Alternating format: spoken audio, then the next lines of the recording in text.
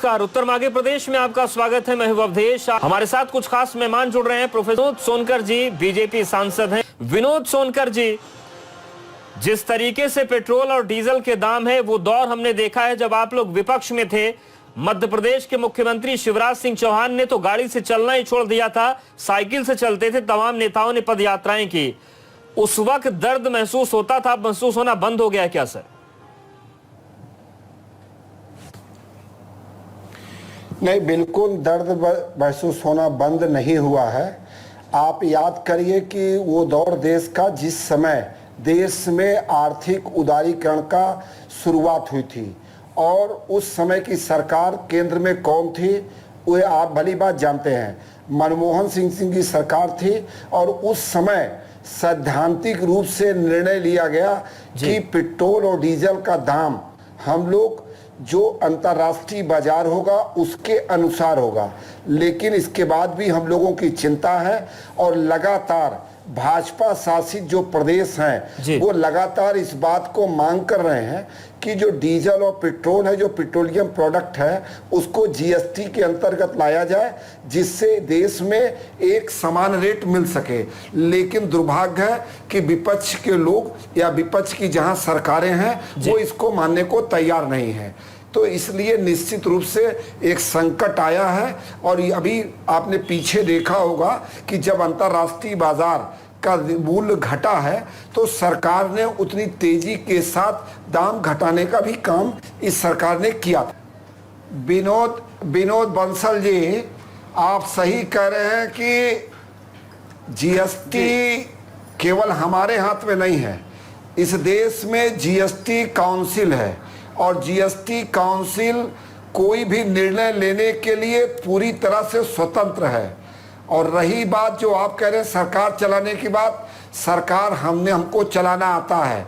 इस देश में अगर लंबे समय से इस देश में अगर एलपीजी कनेक्शन सबको उपलब्ध कराने का रिकॉर्ड किसी के पास है तो हमारे पास है। आपके शासन काल में 30 साल तक लोगों को वेटिंग रहना पड़ता था और आज एलपीजी ऑन डिमांड है। 2010 इसलिए आपकी लाइसेंस नीति जिसके कारण लंबे समय से इसको नुकसान उठाना पड़ा। आप पहले सुनिए, जीएसटी काउंसिल ऑटोनॉमस बॉडी है और उसमें कोई भी निर्णय सरकार नहीं लेती। उसमें जीएसटी काउंसिल के जो मेंबर हैं उसको वो लेते हैं। ये सरकार की जिम्मेदारी। गलत प्रचार मत करिए। बीजेपी ने अपने समय पे आपका अध्ययन सीमित है। जब कांग्रेस की सरकारें होती थी तो इतना विरोध जी हाँ, सोनकर जी। गांधी जी, मैं आपसे कहना चाहता हूं, अंतरराष्ट्रीय जो मार्केट होता है उसका इंपैक्ट देश में 90 दिन बाद पड़ता है। और जब आप कहते हैं कि पानी के रेट पे क्रूड ऑयल था, आप जरा दूसरे तरफ देखिए कि देश में जो स्टोरेज कैपेसिटी बनी है पिछले 75 साल में मात्र 10 दिन का है। अगर फ्री में भी तेल मिलेगा तो रखने की क्षमता अपने देश में नहीं बनाया। चली गई थी। एक मिनट सुन लिए सोनकर जी, आप सुने, देखिए, अमेरिका में जब क्रूड ऑयल की रेट नेगेटिव चली गई, देखिए, अगर कोई सवाल खड़ा करिए तो सवाल पूछिए, सवाल खड़ा करिए तो जवाब भी सुनिए। मैं पेट्रोलियम स्टैंडिंग कमेटी का मेंबर भी हूँ। जवाब दीजिए, मुझसे बेहतर आप नहीं जानते हैं। जवाब देंगे, जवाब दिया जाएगा आपको। आप बोलिए। यूपीए वन की सरकार और यूपीए 2 की सरकारों ने इस देश में पेट्रोलियम के रिजर्व कब देंगे बढ़ाने के लिए, भाई आप बहुत बड़े योग्य आदमी हैं, जो सरकार है, आप कह रहे हैं अगर पेट्रोल सस्ता कैसे देंगे का स्टोरेज कैपेसिटी है तो वो केवल भारतीय जनता पार्टी की सरकारों के कारण है। सोनकर जी बोलिए। आपका प्रश्न पूरा होगा तो मैं बोलूँ। स्वागत है। अब कौन सा कांग्रेस लंबे समय से इस देश में गांव गरीब किसान के नाम पे राजनीति करती आई है। ना इस देश में गांव की स्थिति बदली, ना गरीब की स्थिति बदली, ना किसान की। मैं उदाहरण देता हूं।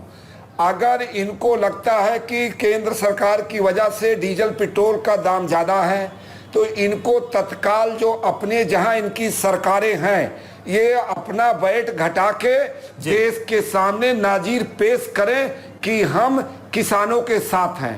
दूसरा, जो मध्य प्रदेश में इनकी सरकार थी, किसानों का कर्ज माफ करने की बात की और इन्होंने कर्ज नहीं माफ किया। तो ये जो इनका दोहरापन है, दोहरा चरित्र है कि गांव गरीब किसान के नाम पे सरकार बनाने वाले लोग ना गांव के हुए, ना गरीब के हुए, ना किसान के हुए।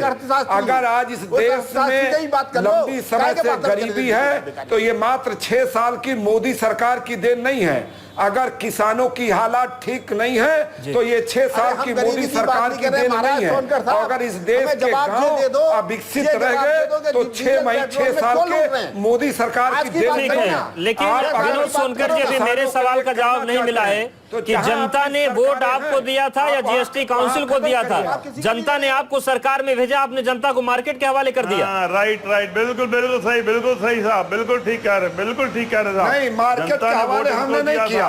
ये 1992 अदानी मनमोहन सिंह की सरकार में एक निर्णय लिया गया कि पेट्रोल और डीजल अंतर्राष्ट्रीय मार्केट से जोड़े जाएंगे।